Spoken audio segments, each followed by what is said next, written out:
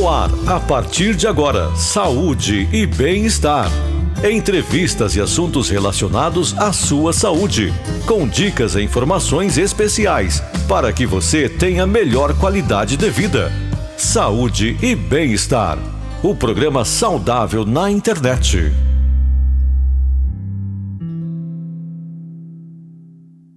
Muito boa noite, estamos chegando com mais uma edição do nosso programa Saúde e Bem-Estar desta sexta-feira. Hoje é dia 24 de abril de 2020, né? A partir de agora, informações importantes, relevantes relacionadas à área da saúde que nós vamos trazer no nosso programa de hoje. Vale lembrar mais uma vez a você que nos acompanha pelo nosso canal no Facebook, aproveita para curtir, marcar os seus amigos, compartilhar o nosso programa, com toda certeza será de muita valia para muitas pessoas. A você que nos acompanha pelo nosso canal no YouTube, já aproveita para deixar o seu like, ativar o sininho de notificações, assim você é informado toda vez que nós começarmos aqui o nosso programa para ter a oportunidade de acompanhar aqui conosco. Mas claro, você pode se inscrever aí no nosso canal, assim você terá acesso à playlist completa com todos os programas que já foram ao ar e claro, sem dúvida nenhuma, também sugerir aí opções de temas para que a gente possa trazer aqui ao longo do ano dentro do nosso programa Saúde e Bem-Estar. Ainda estamos vivendo este momento muito complicado no nosso país, de isolamento, de distanciamento por conta da Covid-19, o novo coronavírus, e enquanto isso a gente não está tendo aqui a nossa edição ao vivo do nosso programa Saúde e Bem-Estar. Desta forma,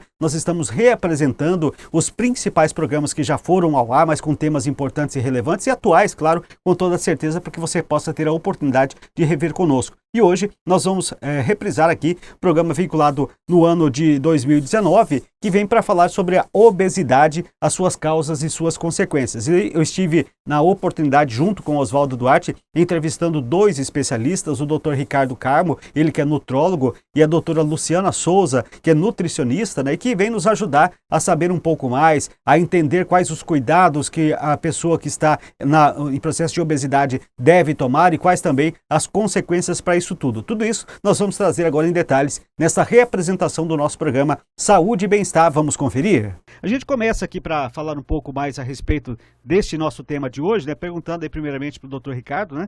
E gostaria que ele explicasse para quem nos assiste, né, o papel do médico no tratamento da obesidade, doutor. Boa noite, ouvintes. Boa noite a quem nos ouve aí das redes sociais.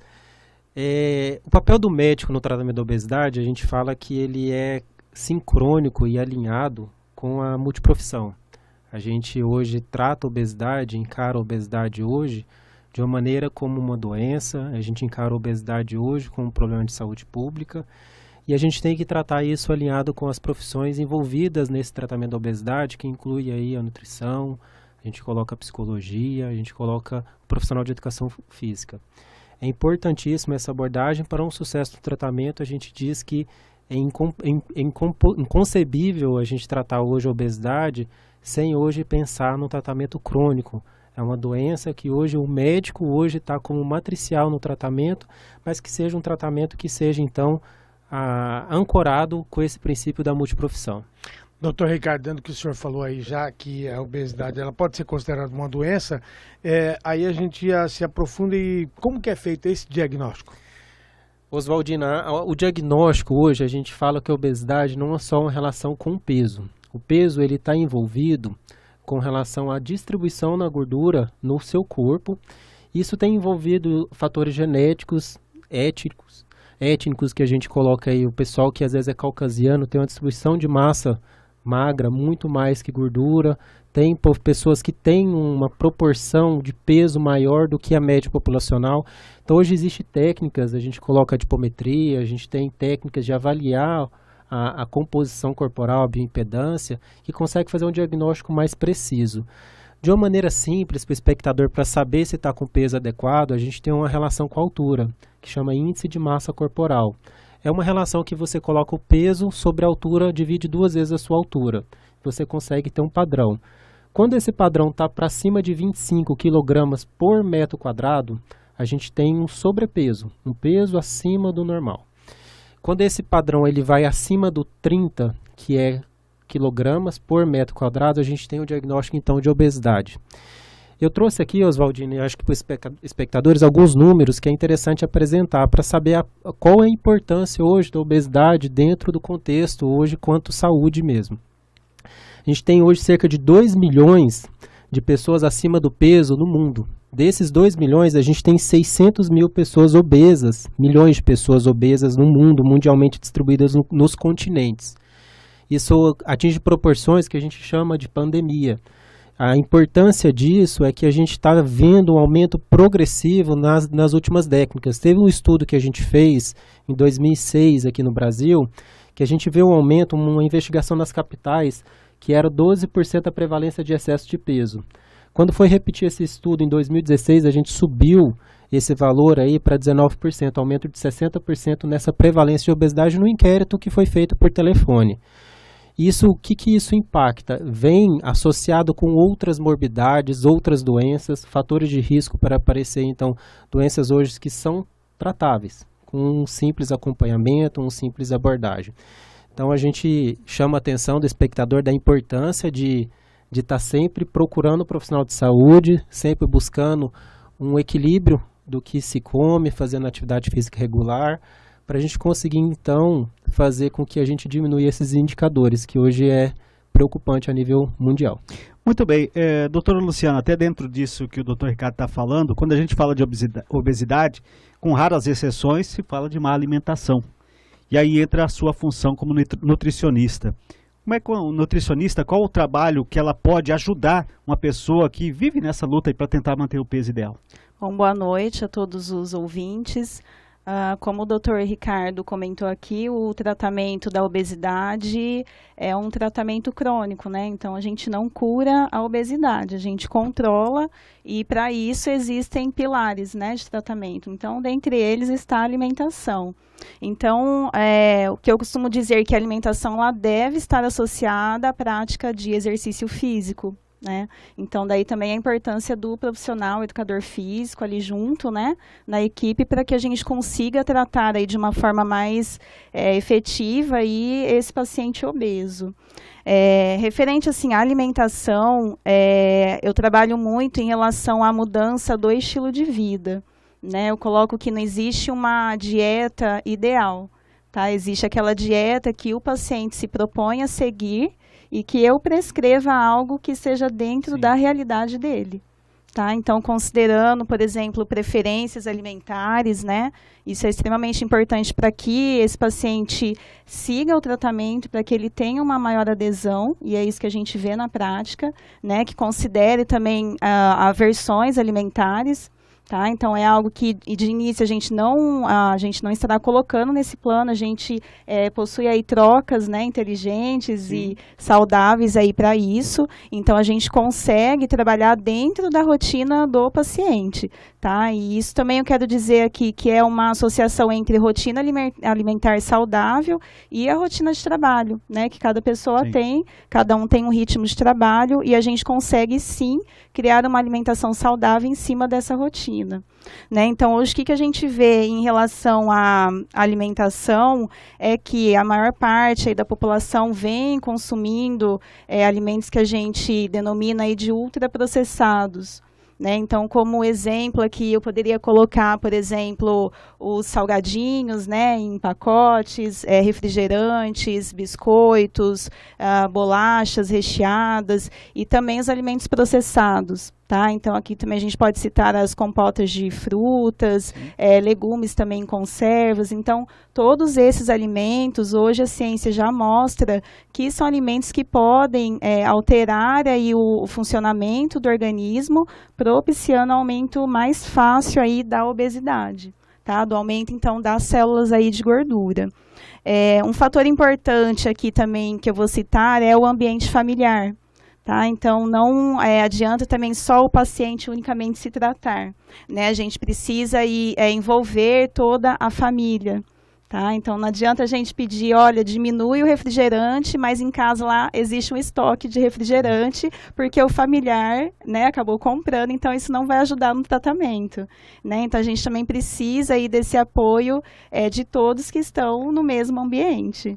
Legal. Agora, um detalhe, a gente já ouve que é uma doença, e aí eu pergunto, é possível uma pessoa obesa, uma pessoa gorda, ser saudável? Na verdade, não, né? O que a gente vê na prática é um paciente que tem uma evolução mais recente aí de ganho de peso, né? Se tornou obeso, ele ainda não apresenta exames, né, de sangue alterados, porém acima já do IMC de 25, como o doutor colocou, já existe ali um excesso de peso, né, a partir de 30 uma obesidade já a grau leve, e isso já aumenta diretamente o risco aí para doenças cardiovasculares, diabetes, entre outras doenças. Vai depender também onde está localizada esse tecido de gordura, tá? Então, se existe um aumento de gordura na região abdominal, como o doutor colocou, existe diretamente um aumento do risco para essas doenças, tá? Então, como que a gente faz essa aferição, que é bem simples, por meio da medida de circunferência de cintura, tá? Então, hoje está bem claro na ciência essa relação de aumento de cintura e aumento das doenças cardiovasculares. Então, o ponto de corte que a gente tem, por exemplo, para as mulheres, é um ponto de corte acima de 80 centímetros, tá? E para o homem, acima de 90 centímetros. Então, isso já caracteriza um aumento nesses riscos. E, inclusive, pessoas que se encontram dentro de um peso normal, muitas vezes, têm uma circunferência abdominal aumentada e elas também apresentam já um risco aumentado para essas doenças. Doutor Ricardo, diante de tudo isso que a gente já falou aqui, apresentou algumas características, circunstâncias com relação à obesidade, a gente pudesse traçar aqui a questão do sedentarismo, quanto a obesidade está ligada aí ao sedentarismo? Essa pergunta é interessante, só para complementar, eu não diria só o sedentarismo, e sim estilo de vida, né? A gente fala pelas facilidades hoje, o controle de televisão, o veículo automotivo, né, o elevador. Isso faz com que a gente tenha menos gasto calórico relacionado ao exercício, a movimentar os músculos. Nada mais o exercício, é só uma atividade coordenada, naquele momento Correto. Que eu me dedico, né? Mas o que a gente nota hoje, não só o sedentarismo, mas esse estilo de vida mais fácil. Isso, qual que é o impacto, né? A gente vê que a gente tem um gasto menor. O corpo é uma balança. Tudo que entra, a gente tem que queimar, gastar. Então, muitas vezes a gente está com uma balança que às vezes está entrando mais ou gastando menos. A atividade física faz o equilíbrio dessa balança. Mas é curioso, viu, Oswaldino? A gente tem uma particularidade que as pessoas que deixam de fazer atividade física não necessariamente vão ser obesas. Elas podem ser, hoje a gente não consegue achar esse nexo. Por quê? Porque não existe só atividade física que se leve em conta para se desenvolver a obesidade. A gente tem a questão da alimentação. Esse binômio, atividade física, alimentação, ele é muito importante. Então, se hoje a gente faz inatividade física associada a uma alimentação inadequada, eu vou desenvolver obesidade. Existem fatores genéticos, claro, que vai fazer aquelas pessoas que são constitucionalmente magras, mas ao mesmo tempo elas têm risco de desenvolver outras doenças. A questão da falsa magra, aquela pessoa que perde massa muscular no processo aí do cronológico da sua vida. E uma outra característica importante que a gente tem o gasto calórico que a pessoa faz, ela é muito sincrônico com o nível que eu estimulo minha massa muscular. Isso é interessante, que a atividade física ela faz não só um efeito para proteger então esse fator de risco de desenvolver obesidade, mas um efeito metabólico positivo que protege com várias outras doenças. Então não é muito complexo você falar assim que se o sedentarismo é relacionado com obesidade, sim. Mas aquele sedentário vai desenvolver obesidade? Não sei. Isso depende de alguns outros fatores que a alimentação está aí um dos principais envolvidos. E, doutor, dá para a gente enumerar doenças que são provocadas pela obesidade? Sim, eu colocaria em dois grupos, naquelas que são provocadas e naquelas que são agravadas. As provocadas, o excesso do peso, acho que seria muito mais fácil a gente esclarecer para o espectador, é que a obesidade causa restrições, ela tem um excesso de carga, né?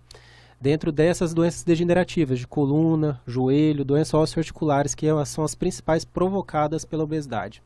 E como a gente colocou as doenças cardiovasculares pelo próprio hábito de vida, pelo próprio escolha alimentar, que o obeso, na sua escolha alimentar, coloca alimentos que não são saudáveis, ricos em alguns nutrientes que são danosos ao organismo, isso causa doenças cardiovasculares, não só como causa, mas sim também como fator agravante dessas doenças cardiovasculares. As doenças que a obesidade, então, vai também estar agravando, eu posso colocar aí infertilidade, a gente tem doenças aí hormonais que entram na perda do libido, a gente coloca alterações do sono, da qualidade, da quantidade do sono, a apneia obstrutiva do sono, a gente pode pôr, dentre outras aí, agravando a diabetes, ou tanto no desenvolvimento, quanto também como fator de risco associado à hipertensão, e por aí vai uma gama de doenças que a gente foi enumerar hoje. A gente está descrevendo quase 100 doenças aí relacionadas com a obesidade. Muito bem, esse é o nosso programa Saúde e Bem-Estar desta sexta-feira. Estamos aqui com o Dr. Ricardo Kama, a doutora Luciana Souza com a gente, Oswaldinho com a gente. E claro, você que está nos acompanhando através do Facebook, pode já compartilhar, marcar os seus amigos, ajudar a levar esse assunto também à pessoa que de repente você entende que deveria saber um pouco mais a respeito do nosso tema de hoje, que é a obesidade. Você que nos acompanha também através do nosso canal no YouTube, já deu o seu like aí, também aproveita, ativa o sininho de notificações para você ser informado toda vez que nós entrarmos no ar. Você vai ser informado que o programa começou. Você também pode inscrever-se no nosso canal. Lá tem uma playlist completa de todos os nossos programas e outros programas produzidos especialmente para você que nos acompanha, claro, através dos nossos canais no YouTube e também no Facebook. Doutora Luciana, a senhora certamente é procurada quase que todos os dias por clientes, pacientes, em busca daquela chamada dieta mágica, né? Para poder perder peso e tudo mais. E a gente sabe que muitas vezes não é dessa forma que funciona. Eu pergunto à senhora nesse momento, qual seria o primeiro passo para a pessoa que quer perder peso? Qual é esse primeiro passo que ela tem que dar? Bom, o primeiro passo, na verdade, é desestimular aí o segmento dessas dietas, né? Então, se tivesse uma dieta milagrosa, seria uma única dieta, né? E existem várias dietas aí que a gente vê, né? Várias dietas da moda. E a diferença, e eu não gosto nem de chamar do termo dieta, acho que dieta é algo que a pessoa faz em curto prazo, tá? E a gente está lidando com pessoas obesas, ou seja, pessoas que têm que reduzir 20 quilos, 30, 40 quilos, né? Então, a gente tem que oferecer algo realmente persistente, né, e sustentável nos seus resultados, tá? Então, a gente vai pensar numa mudança de estilo de vida, né, mudança de rotina alimentar mesmo, tá? Então, quando eu falo em relação a isso, essa mudança, o que seria essa mudança de estilo de vida, né, da rotina? Por exemplo, a pessoa ter um comer mais consciente, por exemplo, no momento que ela está se alimentando, né? Como o doutor disse, aqui a presença ali muitas vezes da televisão, do tablet, tá? Do celular na hora ali da refeição, prejudica ali a pessoa realmente prestar atenção 100% no que ela está comendo e de que forma. Tá? Então, por exemplo, quando a pessoa, né, tem uma mastigação ali eficiente, né, aquele momento mais lento, sim, da mastigação, em torno de 20 minutos, 30 minutos, por que a gente pede isso? Porque é o tempo médio que nosso cérebro vai assimilar, né, que nosso estômago ali está ficando cheio, tá? E até essa palavrinha cheio também a gente tem que tomar cuidado. A gente tem que, na verdade, se saciar e não encher. Tá? É bem diferente. Sim, isso. Claro. A saciedade, então, é algo que a gente vai realmente suprir as necessidades ali do organismo sem colocar excessos. Tá? Quando a gente está cheio, ou seja, sai ali da mesa com um certo desconforto, tá? Seja qualquer um, tá? Então a gente se alimentou, a gente já se alimentou com excesso, né? Independente de qual alimento seja, isso vai propiciar aí um ganho de peso, um aumento ali de gordura. Agora a senhora falou de mudança de hábitos, antes do Oswaldinho falar com a senhora, mas mudar hábito nunca é fácil. Talvez seja esse primeiro passo o objetivo, o foco, né? Sim, com certeza. Então, assim, a gente começa a traçar metas, né? Metas conforme cada indivíduo. Tá? Então, num primeiro momento, talvez a gente trace ali 3 metas, tá? De estilo de vida, para que ele consiga seguir aquelas metas, e daí nós vamos seguindo passo a passo, né? Até que ele consiga realmente incorporar isso na rotina ali, na vida dele cotidiana, tá? Agora, doutora, é interessante aí que a pessoa entenda também, né, como balancear corretamente os nutrientes que o nosso corpo necessita, né, sem exagerar na comida, mas também sem passar fome, porque às vezes muitas pessoas elas vão para uma mudança, às vezes achando que está fazendo certo, está fazendo errado também, né? Esse balanço de nutrientes, na verdade, ele é bem individual. Tá, isso é feito em consulta mesmo, né, com um nutricionista, e a gente faz todo um planejamento de quanto que essa pessoa vai ingerir ali de carboidratos, quanto que será de proteína, quanto que será de gordura e principalmente dos micronutrientes.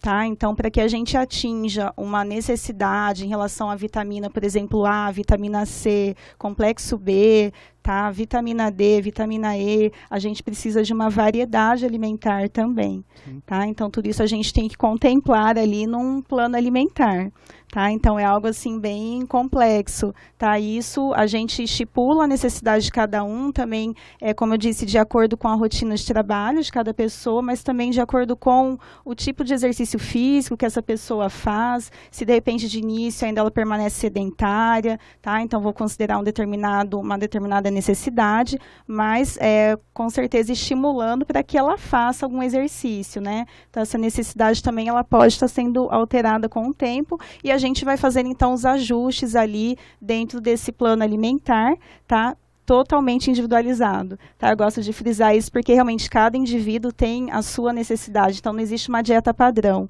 Então, como você perguntou, Paulo, das exatamente dietas... sobre as dietas, serve para um, não serve para o outro. Exatamente, e geralmente são dietas extremamente restritivas, né? Então, dietas aí de 500 calorias, 800 calorias, que a pessoa com certeza vai seguir a curto prazo, tá? Não consegue seguir ali por 3 meses, 6 meses, muito menos por 1 ano. Doutor Ricardo, dá para a gente dizer assim que a obesidade tem graus? E se existe, quais são esses graus da obesidade? Tem sim, a gente tem uma classificação mundial, que é da Organização Mundial de Saúde, que classifica de acordo com o IMC, como eu apresentei aqui, que é o peso sobre a altura ao quadrado. A gente classifica em grau 1, grau 2, grau 3, ou a gente fala grau 3, obesidade mórbida. Pode ser também falado leve, moderada e severa, né? Seria o corte entre 30 e 35, obesidade grau 1, de 35 até 40, grau 2, e maior que 40, a gente teria então obesidade mórbida severa ou a grau 3. Lembrando que o IMC entre 25 e 30 é considerado um paciente que não é eutrófico, que ele não está normal com a distribuição gordura dele, e esse paciente é classificado como excesso de peso. Agora, doutor, vendo toda essa explicação da doutora e da tua fala, o que me chama a atenção, e aí eu quero saber o seguinte: todo dia você abre um WhatsApp, você abre um Face, você abre uma rede social, tá lá. Um medicamento tal, tome, você vai perder tantos quilos por mês. O que tem de realidade desse medicamento que emagrece? Isso é bem curioso, né? A obesidade como diz, por ser essa pandemia, a prevalência alta, então existe hoje uma preocupação muito grande, né? Para tratar, como que volta então ao normal, né? E nessa oportunidade, nesse nicho, usa-se então várias alternativas. Mas pensando em evidência, o que hoje as sociedades colocam, o tratamento é baseado no grau do IMC. Então, quando que se indica o tratamento hoje? Se o paciente tem excesso de gordura, o tratamento específico para o excesso de gordura é indicado quando tem um IMC maior que 25. Quando está na presença de alguma das comorbidades que eu apresentei, diabetes, hipertensão, a gente tem a dislipidemia, que é a alteração do colesterol no sangue. Assim eu indico o tratamento medicamentoso com remédio. Quando eu tenho um índice de massa corporal mais que 30, para todo mundo está indicado tratamento clínico aí, medicamentoso. Lembrando que em todas essas faixas, quando eu falo em tratamento clínico, não só o remédio, a gente está falando em alteração do plano alimentar que a pessoa tem, então a gente tem que trazer então ele para uma realidade alimentar que vai dar normocaloria ou até hipocaloria do que ele está habituado, para a gente manter então aquela balança sempre negativa, e atividade física para aumentar o gasto calórico total do paciente aí. Ainda dentro disso que o Dr. Ricardo está falando, doutora Luciana, certamente a senhora já deve ter também se deparado com publicidades falando de alguns medicamentos, porque aquilo também vai resolver na queima de gordura, de alguma certa forma. E certamente a senhora já deve ter atendido pacientes dessa forma também, que chegam, às vezes, tomando esse medicamento. Qual que é o trabalho do nutricionista para desconstruir essa situação, até pelo aquilo que a senhora disse agora há pouco, porque o que serve para um não serve para outro também? Sim, vários pacientes chegam, né, relatando o uso de medicações, muitas vezes por conta, né, por conta própria, sem a prescrição médica, tá? Então, aí os riscos realmente aumentam, né? E muitas vezes usam a medicação, né, mesmo com a prescrição, tudo, mas não fazem o acompanhamento nutricional devido, né? Então, eles permanecem sem um guia, uma orientação ali do que vão comer, né, no dia a dia. Então, a pessoa muitas vezes reduz muito o peso, mas como não existe, né, esse guia alimentar ali, muitas vezes ela recupera ali o peso e redobra o peso, né, volta a um peso muito mais superior ao inicial. Agora, doutora, o doutor Ricardo falou agora há pouco do tratamento, né, da obesidade com medicamentos, sobre esses remédios oferecidos com o objetivo de ajudar no emagrecimento. A senhora já fez um comentário também. Tomado de forma errada ou sem um acompanhamento, ele pode trazer mais riscos também para a saúde, podemos dizer assim?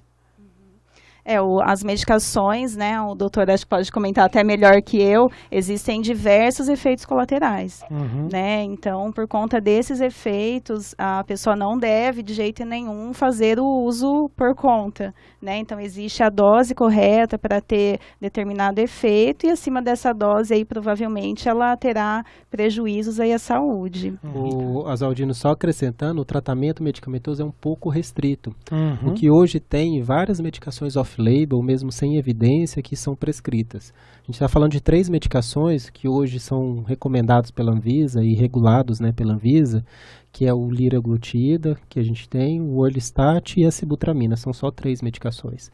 Os demais tratamentos, eles são tratamentos off-label, não reconhecido, que pode estar associado a alguma comorbidade, você tratando ali um transtorno comportamental, ou às vezes um transtorno psiquiátrico associado.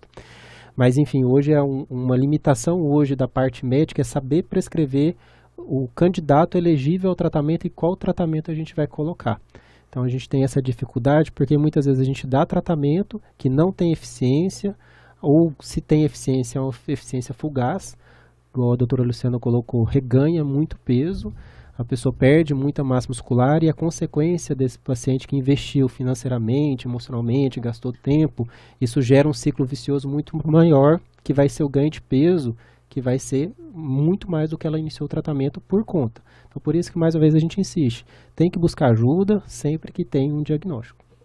Saúde e bem-estar, sexta-feira, dia 31 de maio, falando sobre a obesidade, as suas causas, as suas consequências, o tratamento, enfim, para que a gente possa levar essa informação para você que nos assiste através do YouTube, a você que nos assiste através do Facebook também. Muito obrigado pela sua audiência aqui conosco. Claro, sempre você pode se inscrever aí no nosso canal, deixar o seu like, ativar o sininho de notificações. Toda vez que o programa começar, você vai ser informado. Você pode rever o programa depois também aí na nossa playlist e também assistir outros programas com outros temas que estão aí à sua disposição com um clique, né, através dos nossos canais no YouTube e também no Facebook. Olha, a cada 5 brasileiros, 1 está obeso. Mais da metade da população está acima do peso. O país, até há pouco tempo, lutava para combater a fome e a desnutrição. Agora precisa conter a obesidade. A questão genética também cumpre um papel relevante para o aumento da população obesa. Segundo o médico Cláudio Motim, e, segundo ele, o organismo dos nossos antepassados não estava adaptado para a fartura e passaram para nós a genética de retenção de calorias. Além disso, colabora para a proliferação dessa, entre aspas, genética gorda. Também um aspecto cultural que associa a gordura à saúde associava a gordura à saúde até recentemente. Como aquele discurso, né, da vovó que dizia que o neto estava doente porque estava magrinho, né? Algumas coisas que a gente estava acostumado a ver sobre isso. Agora, doutor, o senhor é clínico, mas a gente acompanhando todo esse processo e acompanhando as pessoas que estão consideradas obesas, que vem muito tempo lutando contra a obesidade, quando chega até o senhor, em que momento a gente pode dizer assim que a partir daquele momento deixa de ser clínico e seja necessário, por exemplo, uma cirurgia bariátrica? É o seguinte, a cirurgia bariátrica, a gente fala que principalmente a indicação é pela idade, né? Então, entre 18 e 65 anos seria a faixa etária de se indicar a cirurgia. Pelo próprio conceito, o tratamento cirúrgico, ele tem que ser uma abordagem sempre um processo. É algo que o paciente vai conquistar, é uma ferramenta que se trata-se a obesidade igual ao tratamento clínico. Tem pacientes que estão fazendo tratamento clínico que são elegíveis à cirurgia também. É um processo que você continua trata o paciente, ele tem a questão que a gente fala intratabilidade clínica. Ou mesmo aquele paciente que você já sabe que a melhor alternativa terapêutica para ele, o nutricionista olha, o psicólogo olha, toda essa abordagem multiprofissional, ele vai deixar esse paciente elegível, preparado para o tratamento cirúrgico. Ele tem que perder peso, ele tem que estar disposto, ele tem que abrir mão de várias situações, vários vícios e estar disposto a fazer esse segmento crônico. Para esse paciente, a gente coloca um nexo de 2 anos, pelo menos, de tratamento clínico. Não é um corte acadêmico, muitas vezes a gente pode variar um pouco. Existe uma exceção que é a cirurgia metabólica por diabetes, que a gente pode indicar desde o primeiro momento do diagnóstico. O paciente hoje é elegível, tem já a resolução do CFM autorizando esse procedimento para o paciente diabético, de 2017. Mas, assim, conceitualmente, usando mais uma vez o IMC, a gente indica para todos os pacientes que têm o IMC mais que 40, ou aquele paciente que tem o IMC de maior que 35 associado a uma comorbidade. No paciente diabético, eu posso indicar no IMC maior que 30. Então, mais uma vez, eu insisto da necessidade desse paciente estar sendo acompanhado. Ele vai conquistar aquela ferramenta que vai ser o tratamento cirúrgico. Agora uma coisa que tem chamado a atenção, muitas pessoas que fazem a cirurgia bariátrica acabam retornando à sua obesidade. Por que isso acontece? Eu retomo o que eu falei, né? Essa falta do segmento é a principal causa, né? O paciente obeso, a gente fala que ele nunca vai deixar de ser obeso. Não existe o ex-obeso. Ele tem neurologicamente essa adaptação, os genes também estão adaptados, a genética já está nessa adaptação. Então ele vai sempre buscar mecanismo de ganhar mais calorias. A cirurgia bariátrica ela causa uma restrição e altera a absorção de nutrientes. Mas a gente sabe que existe possibilidade de ter dilatação da câmara, que foi feito lá o tratamento cirúrgico restritivo. Existe a possibilidade do próprio paciente burlar o tratamento, ele usa o líquido, às vezes lá ele faz a cirurgia, não consegue comer grande alimentação, mas ele vai lá e come uma lata de leite condensado. E aí por aí vai. A gente tem um termo que a gente usa, o cirurgião usa, né, quando faz a cirurgia bariátrica, a lua de mel do paciente que faz cirurgia, dura 2 anos. Ele perde peso, mas se ele não acompanha, ele volta a ganhar. Então essa mais uma vez, eu destaco essa importância de ser alguma conquista. O tratamento cirúrgico nada mais é como uma ferramenta no tratamento e que isso não passa. Ele nunca vai deixar de ter que se acompanhar com o médico ou com o nutricionista, ou dependendo das comorbidades, se tem transtorno psiquiátrico, ele precisa de um psicólogo, de um tratamento psiquiátrico, para conseguir dar a sustentabilidade. A doença é crônica. Não existe o ex-obeso. Então essa é a nossa preocupação que a gente tem hoje. A reincidência, o reganho, não está na governabilidade do médico e nem do nutricionista. E sim o paciente, ele tem que ser responsável pelo tratamento dele. Esse é o principal pilar, ele se responsabilizar e assumir o controle daquele tratamento. Agora, doutora Luciana, agora há pouco na notinha ali eu falava ali de costumes, né, de que antigamente as pessoas tinham um costume, um modo de vida diferente.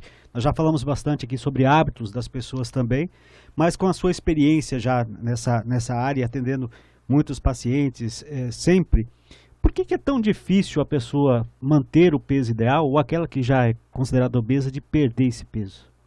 Eu vou começar assim respondendo a partir de uma frase de um médico endocrinologista que eu gosto bastante, que ele diz o seguinte, que para manter o peso perdido é como andar numa escada rolante ao contrário. Tá? Então a pessoa precisa assim ter um esforço realmente grande, contínuo, persistente para que se mantenha. Tá? Por que isso? Que na verdade o que a ciência nos mostra, né? Que a cada quilo de peso perdido a gente aumenta a fome em 100 calorias ali. Tá? Então, a gente precisa criar mecanismos dentro da minha área na alimentação que gere uma saciedade maior nesses indivíduos. Tá?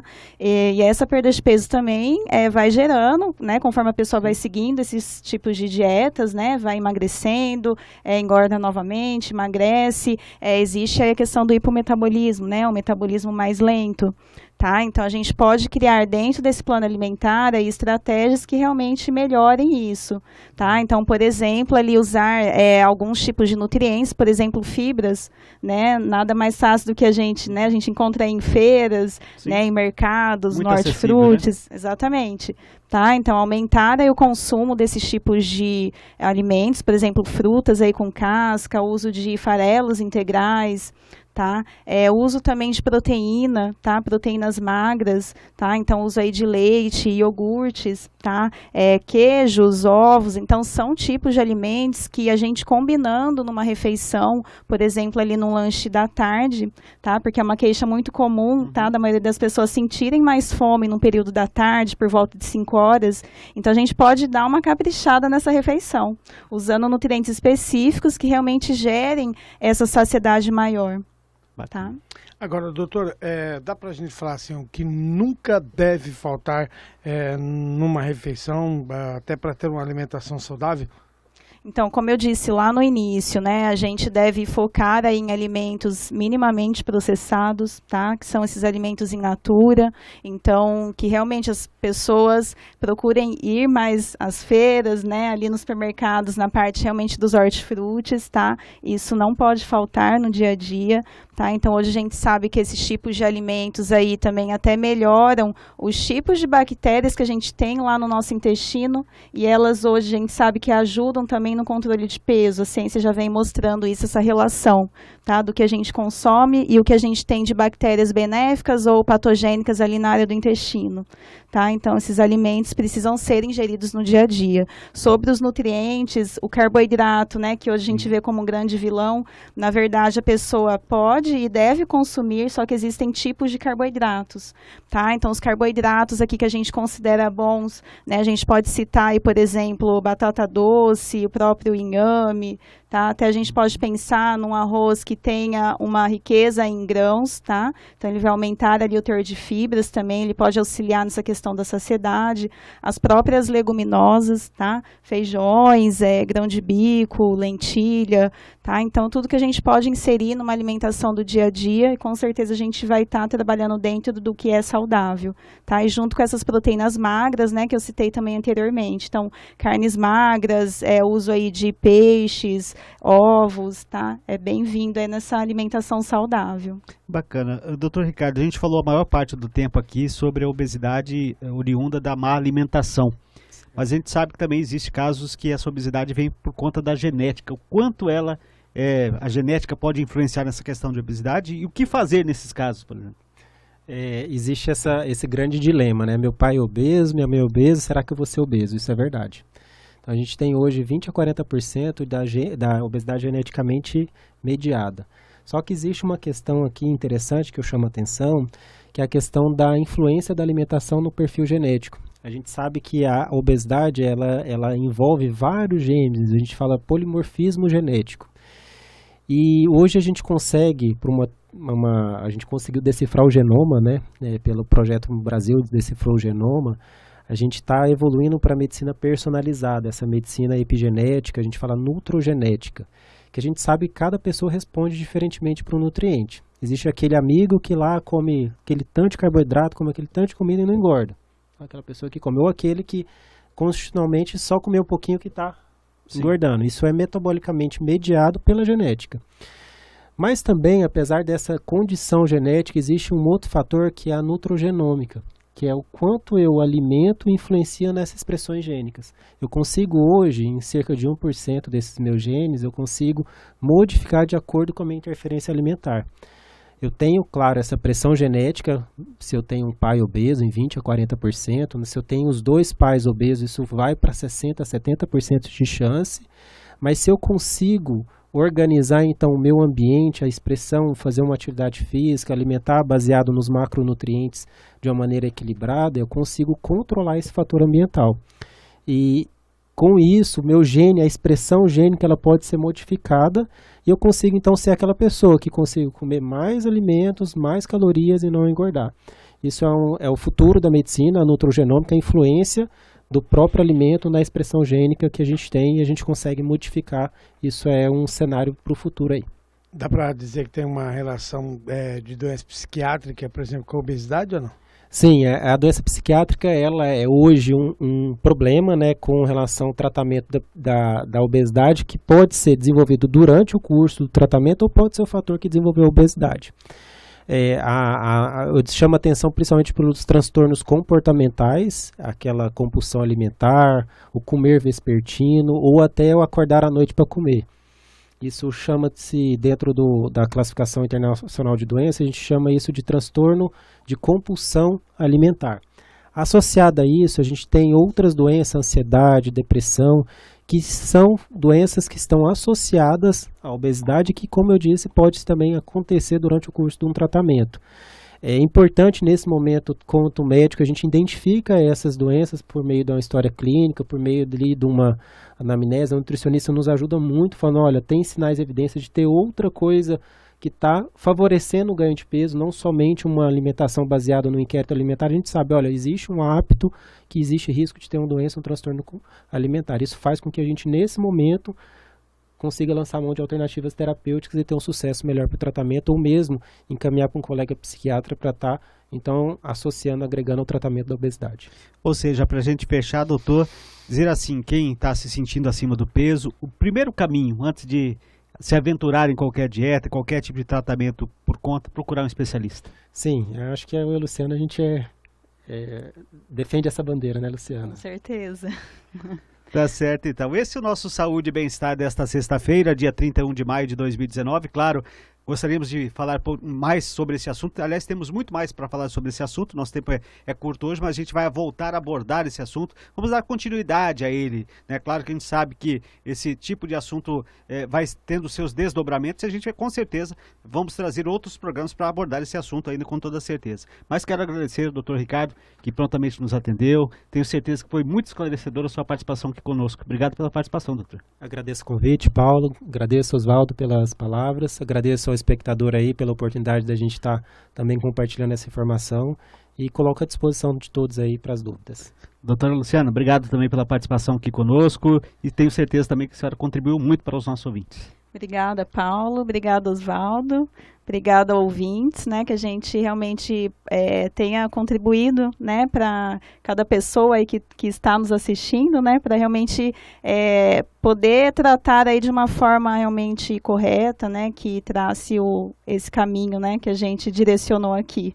Tá certo, então. Oswaldinho, mais uma vez, obrigado pela participação aqui conosco. Grande abraço, sempre é um prazer e principalmente com assuntos, né, interessantes que trazem, né, e que levam informações para o nosso ouvinte, que é o nosso principal alvo. E olha, se você de repente pegou o programa na metade, não conseguiu assistir ainda, ou chegou nesse momento, faz o seguinte, daqui a pouquinho vai estar disponível na íntegra para você assistir novamente aí o Saúde e Bem-Estar desta sexta. Você já aproveita, se inscreva no nosso canal, ativa o sininho de notificações, acesse a nossa playlist com todos os programas à sua disposição e eu tenho certeza que você vai ficar muito bem informado. Obrigado por estar conosco, a você que nos acompanhou pelo Facebook, a você que nos acompanhou pelo YouTube. Na sexta-feira da próxima semana, novamente, com assuntos importantes no nosso Saúde e Bem-Estar.